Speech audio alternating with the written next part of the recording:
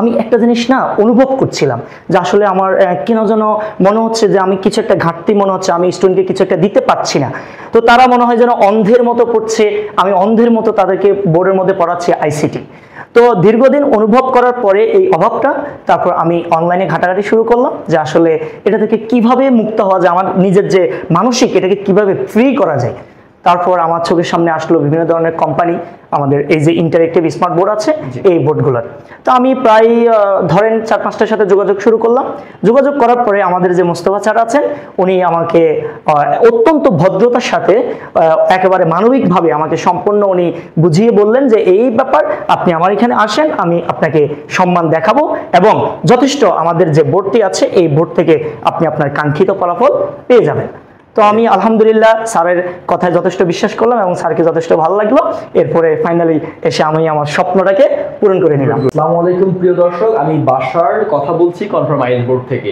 এবং এই মুহূর্তে আমার পাশে যে ব্যক্তিটি দাঁড়িয়ে আছেন খুবই ফেমাস একজন টিচার অফ আইসিটি, এবং স্যারের বাসা হচ্ছে যে নোয়াখালীর যে হাতিয়া অর্থাৎ দক্ষিণ দিকে, রাইট? এবং বাংলাদেশের দক্ষিণ, একেবারে দক্ষিণ, এবং এটা বাংলাদেশের দক্ষিণের সর্বশেষ প্রান্ত বলা হয়। এন্ড মজার ব্যাপার হচ্ছে যে সেখানে এখন পর্যন্ত আমাদের জানা মতো এবং স্যারের জানা মতো কোনো স্মার্ট বোর্ড পৌঁছায়নি। তো সর্বশেষ বা ফাইনালি আমাদের বোর্ড সেখানে যাবে আজকে।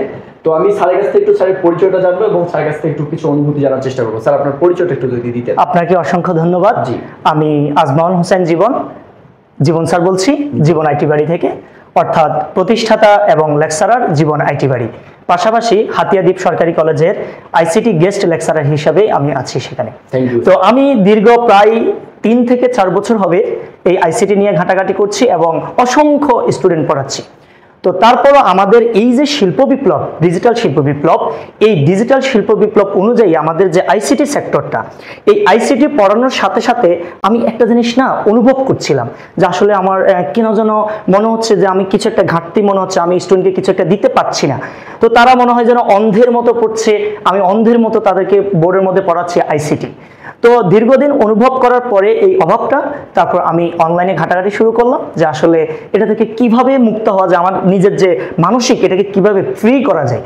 তারপর আমার চোখের সামনে আসলো বিভিন্ন ধরনের কোম্পানি, আমাদের এই যে ইন্টারেক্টিভ স্মার্ট বোর্ড আছে এই বোর্ডগুলোর। তো আমি প্রায় ধরেন 4-5টার সাথে যোগাযোগ শুরু করলাম।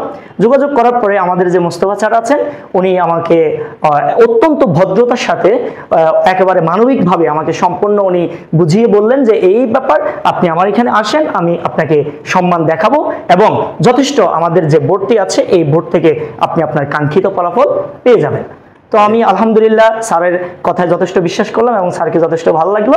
এরপরে ফাইনালি এসে আমি আমার স্বপ্নটাকে পূরণ করে নিলাম। তো স্যার, আপনি কোন সাইজটা নিয়েছেন একটু যদি বলেন। আমি এখানে বিভিন্ন ধরনের সাইজ আছে, এখানে হচ্ছে 65 থেকে শুরু হয়, 86 পর্যন্ত, মেবি আমার যদি ভুল না হয় 86 পর্যন্ত আছে।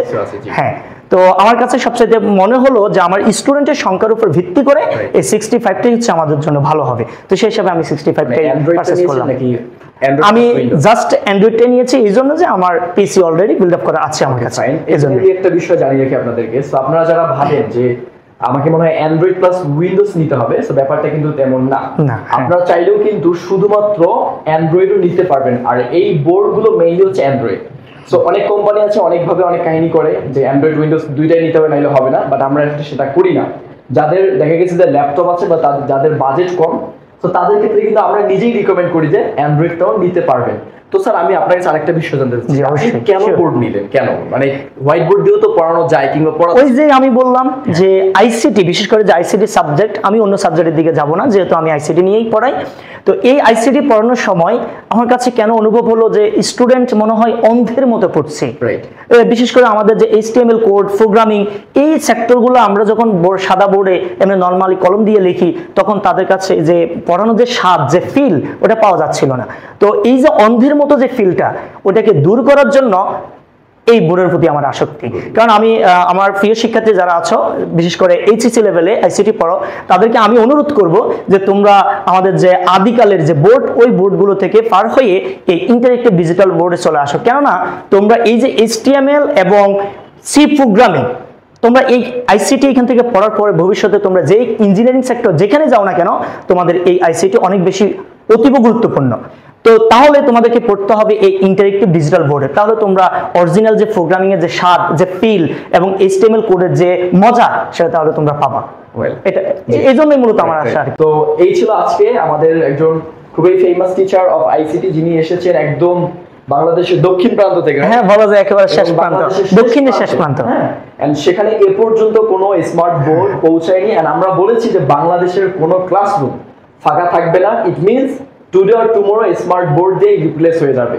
তো সেটি কিন্তু হচ্ছে না। আজকের দিনটা কিন্তু খুবই একটা বিশেষ দিন, মানে অবশ্যই ফেব্রুয়ারি। তো স্যার যেহেতু স্যারের বাচ্চাদেরকে ভালোবাসে, স্টুডেন্টদেরকে ভালোবাসে, আমার এটা অনেক বড় একটা স্বপ্ন ছিল, অনেক বড় একটা স্বপ্ন ছিল যে আজ এই স্বপ্নটা পূরণ হলো। এটা আসলেই এমনিতে তো একটা বিশেষ দিন, সে বিশেষ দিনের সাথে সাথে এখন আরো একটা বিশেষ দিন হয়ে গেল। কিন্তু স্যার নিঃসন্দেহে প্রমাণ করে যে আপনি আমার বাচ্চাদেরকে ভালোবাসেন। অবশ্যই আমার শিক্ষার্থীদের যদি আমি ভালো নাই বাসতাম তাহলে আমি এই বোর্ডের প্রতি আসক্তি দেখাতাম না। আমি নরমালি ওই নরমাল বোর্ডেই পড়াতে পারতাম না। Thank you so much. Thank you আমাদের কনফার্মাইজ বোর্ডের একজন ফ্যামিলি মেম্বার হওয়ার জন্য। আর আমরা আশা করছি আপনার সাথে আমাদের আগামীতে আরো কথা হবে, ইনশাআল্লাহ দেখা হবে। আরো হচ্ছে যে আমরা বোর্ড দিতে পারবো আপনার মাধ্যমে আরো 10টা 20টা, সেই আশা ব্যক্ত রেখে শেষ করছি। সবাই ভালো থাকবেন ইনশাআল্লাহ। সবাই আমার জন্য দোয়া করবেন এবং অনলাইনে যদি আইসিটি পড়তে চান তাহলে এই পেজটি ফলো দিয়ে রাখুন, তাহলে ইনশাআল্লাহ আপনারা ফ্রিতে আইসিটি ক্লাস পেয়ে যাবেন। ওকে, ঠিক আছে। সবাই ভালো থাকবেন, সুস্থ থাকবেন। আল্লাহ হাফেজ।